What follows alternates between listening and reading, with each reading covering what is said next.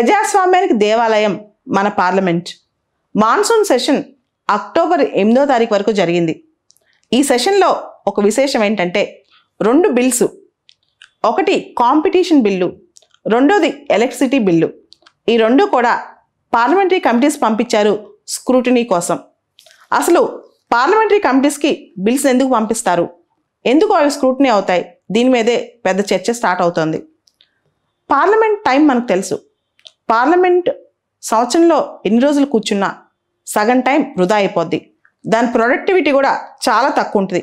మనం చూస్తే ఈసారి లోక్సభ ప్రొడక్టివిటీ, మొన్న జరిగిన మాన్సూన్ సెషన్ లోక్సభ ప్రొడక్టివిటీ 47% ఉంటే రాజ్యసభ ప్రొడక్టివిటీ 42% మాత్రమే ఉందన్నమాట. సో ఈ టైంలో ప్రతి బిల్లు చర్చించలేం, ప్రతిదీ పూర్తి స్థాయిలో స్క్రూటినీ చేయలేం. ముఖ్యంగా ఇంపార్టెంట్ లెజిస్లేషన్ దేశానికి అవసరమని. అయినా కానీ ఈ మాన్సూన్ సెషన్లో 5 బిల్స్ పాస్ చేశారు.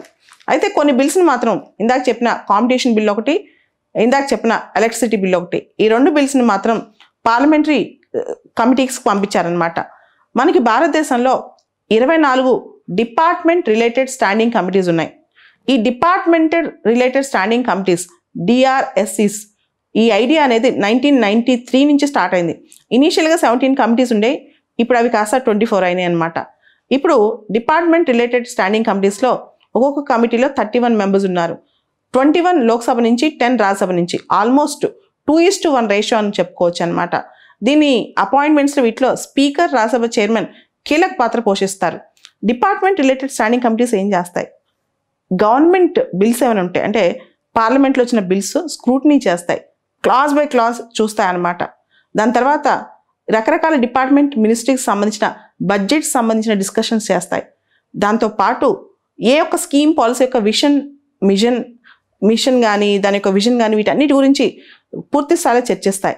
In fact department related standing committees ఒక మినీ పార్లమెంట్ లాగా వ్యవహరిస్తుంటాయి అన్నమాట. దీనిలో గొప్పతనం ఏంటి తెలుసా, ఇంటర్ మినిస్ట్రియల్ కన్సల్టేషన్స్ కూడా DRSCస్లో జరుగుతాయి. అంటే రకరకాల మినిస్ట్రీస్ సంబంధించిన అంశాలు డిస్కషన్లకు అక్కడ వస్తాయి. అవసరమైతే కన్సల్టేషన్స్ జరుగుతాయి. జనరల్గా మినిస్టర్స్ ఎవరు DRSCస్లో మెంబర్స్గా ఉండరు. కొన్ని సందర్భాల్లో ఒక MP మినిస్టర్ అయితే సడన్గా DRSCలో ఉన్నవాళ్ళు he will cease to be A DRSC member, department related standing committee member అనమాట.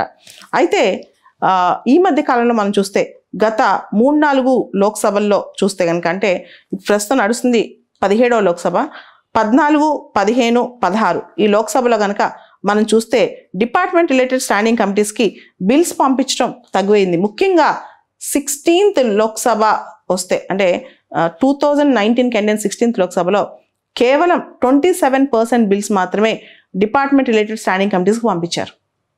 అంటే రాను తగ్గుద్ది. యాక్చువల్గా పార్లమెంట్ ప్రతి బిల్లు స్టాండింగ్ కమిటీకి, అంటే గవర్నమెంట్ పార్లమెంట్లో ప్రతి పెట్టిన బిల్లుని స్టాండింగ్ కమిటీకి రిఫర్ చేయాల్సిన అవసరం లేదు. It is not mandatory. చాలామంది అనుకుంటారు స్టాండింగ్ కమిటీకి పంపించాలని, అవసరం లేదు. ప్రతి బిల్లు పంపించాల్సిన అవసరం లేదు, అండ్ స్టాండింగ్ కమిటీ చెప్పిన ప్రతి మాట వినాల్సిన అవసరం లేదు. కానీ పంపిస్తే ఏమవుతుందంటే డిఫరెంట్ ఫీడ్బ్యాక్ వస్తుంది. డ్రాఫ్ట్ స్టేజ్లోనే ప్రాబ్లమ్ సాల్వ్ అవుతాయి. ఉదాహరణకి ఫామ్ బిల్స్ ఉన్నాయి. 3 farm bills last year government withdraw చేసింది. యాక్చువల్గా farm bills department related standing committees దేనికి పంపించకుండా పాస్ చేశారనమాట. నేను చెప్పాను కదా, లాస్ట్ 16th లోక్సభలో 27% బిల్స్ మాత్రమే స్టాండింగ్ కమిటీస్కి పంపించి స్క్రూటినైజ్ చేయించారు. ఇన్ఫ్యాక్ట్ గవర్నమెంట్ ఎందుకు ఇలా ఆలోచిస్తుంది, గవర్నమెంట్ ఎందుకు బిల్స్ని ఎక్కువగా స్టాండింగ్ కమిటీస్కి పంపించలేదు, బిల్ స్టేజ్లోనే స్టాండింగ్ కమిటీస్కి పంపిస్తే ఎక్కువగా రిఫార్మ్స్ తీసుకురావచ్చు కదా అంటే, ఆల్రెడీ లెజిస్లేటివ్ ప్రాసెస్లో ఒక బిల్లు చాలా డిలే అవుతుంది. అంతకు మించి మళ్ళీ స్టాండింగ్ కమిటీస్కి పంపిస్తే ఇంకా ఎక్కువ డిలే అయ్యే అవకాశం ఉంది అనమాట. సో అందుకని గవర్నమెంట్ కూడా అలా ఆలోచించట్లేదు. రెండో విషయం, డిపార్ట్మెంట్ రిలేటెడ్ స్టాండింగ్ కమిటీస్లో అపోజిషన్ పార్టీ వాళ్ళు కూడా ఉంటారని గవర్నమెంట్ పంపించలేదని చాలామంది అంటారు. కానీ మీరు చూస్తే చాలా స్టాండింగ్ కమిటీస్లో ఇప్పటికీ కూడా గవర్నమెంట్దే మెజారిటీ అనమాట. పార్లమెంట్లో డిస్కషన్కి, స్టాండింగ్ కమిటీలో డిస్కషన్కి చాలా తేడా ఉంటుంది. పార్లమెంట్లో డిస్కషన్ అనేది ఓపెన్గా జరుగుద్ది. అంటే అది చాలామంది అబ్జర్వ్ చేస్తుంటారు, టీవీలో లైవ్ వస్తుంటుంది కాబట్టి కొట్టుకుంటుంటారు. కానీ డిపార్ట్మెంట్ రిలేటెడ్ స్టాండింగ్ కమిటీస్లో డిస్కషన్స్ ఇన్ కెమెరా జరుగుతాయి. ఇన్ కెమెరా అంటే క్లోజ్డ్గా జరుగుతాయి అన్నమాట. అవి బయటకి ఎక్కువ తెలియవు. అండ్ వాళ్ళు చాలా వరకు ఒక రకమైన కామ్రేడ్షిప్, ఒక రకమైన ఫ్రెండ్షిప్ అట్మాస్ఫియర్లోనే డిస్కస్ చేస్తారు. ఇంకా బిల్స్ కూడా చాలా జాగ్రత్తగా స్క్రూటినైజ్ చేస్తారు. సో ఖచ్చితంగా డిపార్ట్మెంట్ రిలేటెడ్ స్టాండింగ్ కమిటీస్కి బిల్స్ పంపించి స్క్రూటినైజ్ చేయించడం మంచిదే. ఎందుకంటే దాని ఎఫెక్ట్స్ ఈజీగా తెలుస్తాయి అన్నమాట. వాళ్ళు నీట్గా ఫీడ్బ్యాక్ కూడా తయారు చేయగలరు. అయితే ఏమవుతుంది, డిపార్ట్మెంట్ రిలేటెడ్ స్టాండింగ్ కమిటీస్లో కొన్ని ప్రాబ్లమ్స్ కూడా వస్తున్నాయి. చాలా డిలే, టైం ఫ్రేమ్ ఉండదు. ఎన్ని రోజుల లోపల ఆ స్టాండింగ్ కమిటీ ఆ బిల్ మీద ఫీడ్బ్యాక్ ఇవ్వాలో ఒక టైం ఫ్రేమ్ లేకుండా చేస్తుంది అనమాట. ఇది మేజర్ ప్రాబ్లం.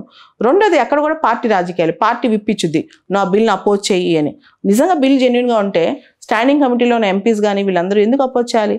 ఇది కూడా ఒకసారి మనం ఆలోచించాలి. తర్వాత స్టాండింగ్ కమిటీకి బిల్ రిఫర్ చేసే అంశం స్పీకర్ కానీ చైర్మన్ ఆఫ్ రాజ్యసభ కానీ ఇవ్వచ్చు కదా.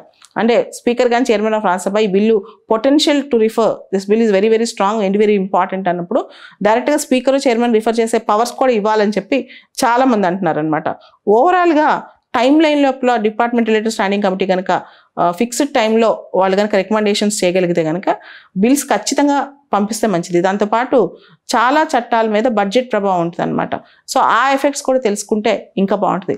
ఓవరాల్గా గవర్నమెంట్ తొందరపాటు చర్యలు తీసుకోకుండా, హేస్టీ లెజిస్లేషన్ జోలికి పాపులిస్ట్ చర్యలు జోలికి పోకుండా డిపార్ట్మెంట్ రిలేటెడ్ స్టాండింగ్ కమిటీస్ బిల్స్కి పంపించి స్క్రూటినై చేస్తే మంచిది. అలానే డిపార్ట్మెంట్ రిలేటెడ్ స్టాండింగ్ కమిటీస్ కూడా ఒక టైం ఫ్రేమ్లో పార్టీ రాజకీయాలు పక్కన పెట్టి ప్రజా సంక్షేమమే ఒక ధ్యేయంగా ప్రతి బిల్ని స్క్రూటినై చేస్తే మంచిది.